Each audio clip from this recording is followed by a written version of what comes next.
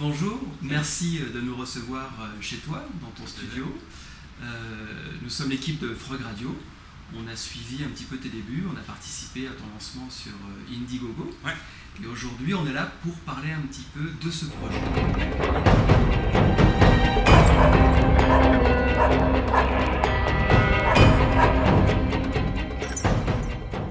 L'année passée, on a fait une campagne Indiegogo. On a récolté environ 8300 $.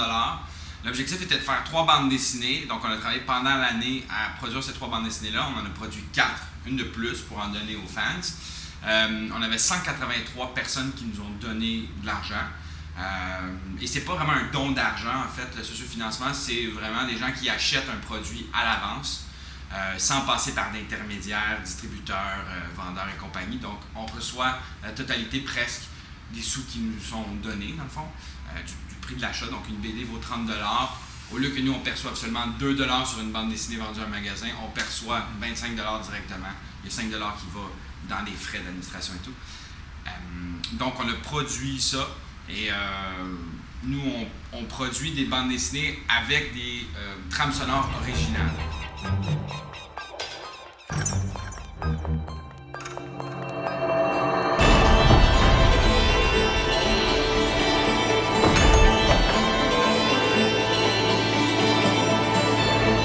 La bande dessinée, tu vas pouvoir la lire avec une trame sonore de musique, pour plonger dans un univers plus riche avec des effets sonores, de la musique, pour vraiment augmenter l'expérience de lecture puis vraiment se rapprocher d'un film.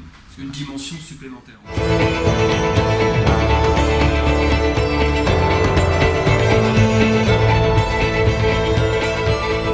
Cette source d'inspiration, quelles ont été les motivations en fait, qui vous ont conduit à tout ça? Pour l'histoire ou pour la musique? Les deux, en fait, Les deux. parce que c'est intéressant, la BD est vraiment très originale, le Ouais. graphisme est absolument fantastique. Merci. Donc, J'ai rien à voir avec ça. Mais justement, il y a des gens derrière qui ont sûrement eu une source d'inspiration un peu particulière. Ouais. J'aimerais que tu nous en parles. OK. En fait, tout a démarré avec un album de musique que Frog Radio a diffusé aussi au départ. C'était vraiment une trame sonore et c'est en faisant la pochette de cette trame sonore-là, qui était dans un univers de pirates et tout, que je faisais de la recherche. Puis je suis tombé sur un site où il y avait des images de pirates animaux. J'ai tombé sur une image en particulier qui m'a frappé. Donc j'ai écrit au mec qui était en Allemagne, j'ai dit « Écoute, ma trame sonore, j'aimerais que tu fasses de l'illustration. » Puis finalement, il a fait une illustration d'animal. Je suis tombé en amour avec ça. Puis là, ça a fait débloquer l'écriture. On est allé plus loin, j'avais une équipe à ce moment-là, on a dit « Ah, il faut qu'on fasse quelque chose avec ça ». On a développé l'histoire, puis la nécessité d'amener des images sur la trame sonore est arrivée. Donc on s'est dit, les gens vont pas juste écouter une trame sonore avec des voix comme un vieux conte pour enfants qu'on écoutait quand on était jeune.